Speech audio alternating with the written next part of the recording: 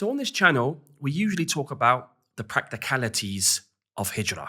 We offer strategies and ways in which to make Hijrah easier or give you information which will help you with some of the logistics of Hijrah.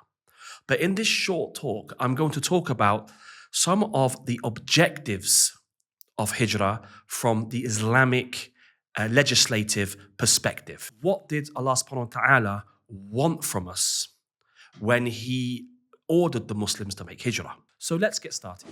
The scholars of Islam, through deduction and through reading of the Quran and the Sunnah and the ahkam or the rulings found within legislation, there are 5 major objectives that Islam has come to preserve.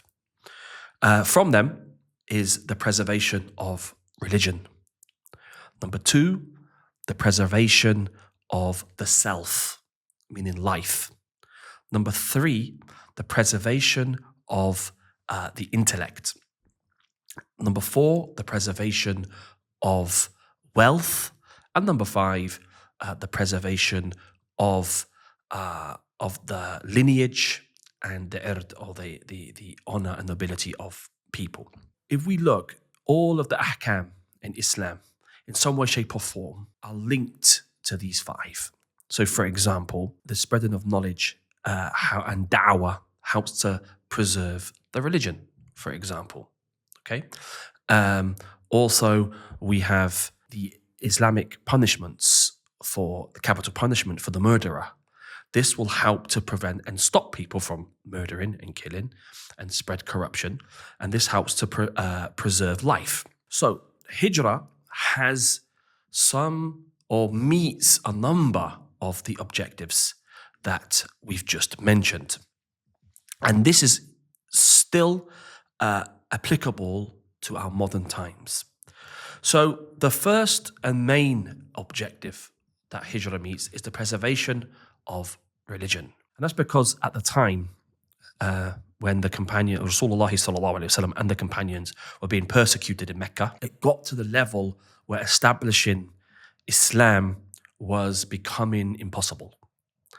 So they were it was legislated for them to move, to leave this land.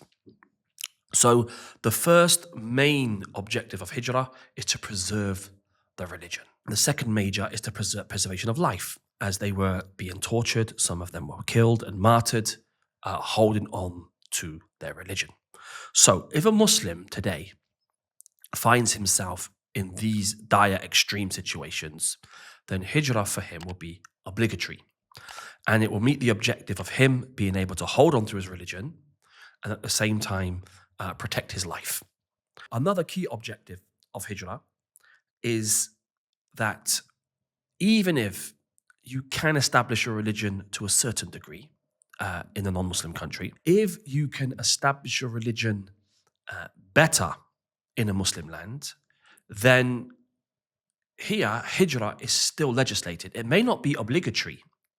It may not reach the level of obligation where you're sinful for staying in the West, but you can put the argument forth that it's recommended and they get more reward for this.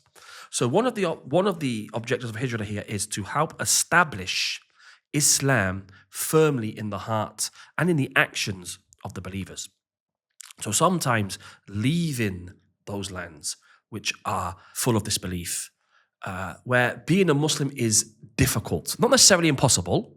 Okay, well, no one's being sort of naive here, saying we can take the texts of the previous eras and say, well, it was impossible back then. So no, we know that you can establish a religion and quite quite well actually in the West. But for a lot of people, they struggle and it's very difficult. For example, you have reverts when we come to Islam. Sometimes there's no support. And there's not enough help for us to establish ourselves upon Islam strongly. And, there are a shocking number of reverts actually give up after a certain amount of time because it becomes too hard for them. So sometimes the solution is to change environment. So Hijrah is a means to help establish the religion, especially for new Muslims. So go into a land where, for example, all the food is halal in general. Go into a land where the acts of worship are openly established in front of you. Masajid are everywhere. Everyone's Muslim. So, saying things like, Jazakallah khairan when you buy something, or Allah yabarak fikum. These mini sort of acts of worship help to strengthen the iman of the Muslim.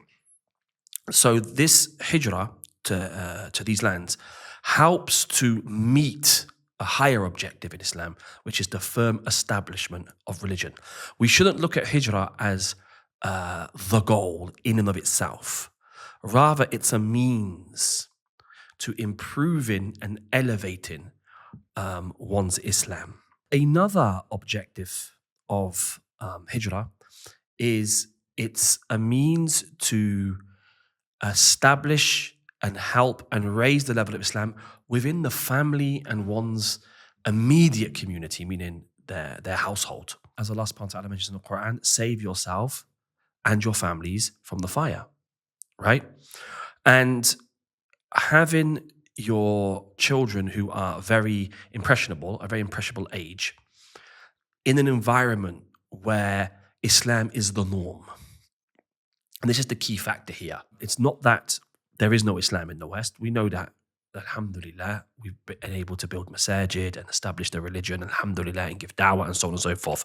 And we ask Allah subhanahu wa ta'ala to reward and bless all the brothers that have done that and aided the Muslims in establishing these institutions. But for the young children, being in an environment 24/7, 365 days of the year, where Islam is the norm, where, seeing someone close their shop to pray is the norm, or seeing someone, hijab, it's the norm. Not having to check the backs of food packets to see if they can eat the food or not. Saying assalamu alaikum to anyone they meet and not being looked at strange. These all are normal practices for them.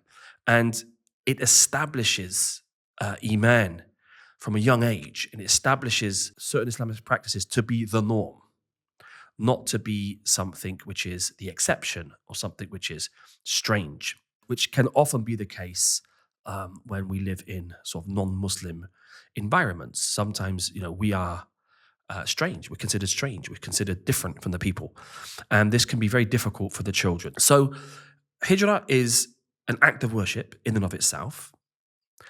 And while it's an act of worship in and of itself, it is a means to obtaining higher objectives which Islam came to establish. So this is a very brief discussion on the main objectives for hijrah. It's a large topic, and inshallah at a later date we can talk about some of these in much more detail.